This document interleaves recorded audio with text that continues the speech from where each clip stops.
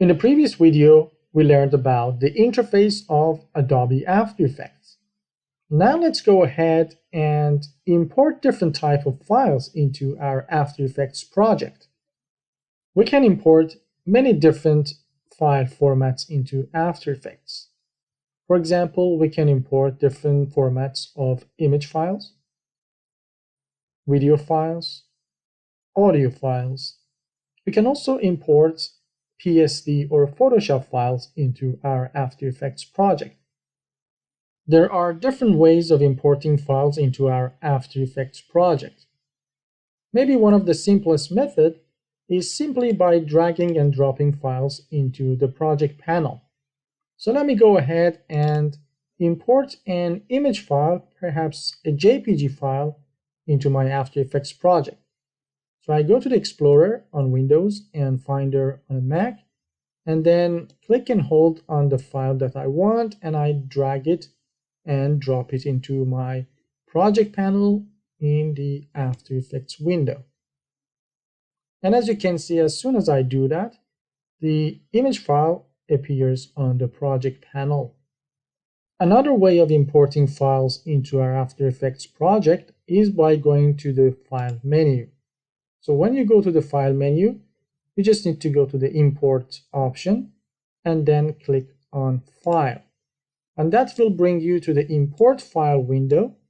And here you can browse and select the file or the files that you would like to import into your After Effects project. So let me go ahead now and import this video file into my After Effects project. So I select it and then I click on the Import button here.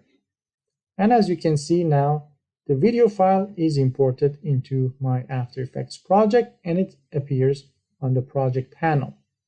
So we have imported an image file and a video file so far.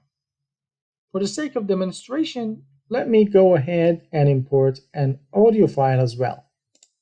So I'll go to the browser and go to this folder, the music folder, and select an audio file, and then click drag and drop it on the project panel.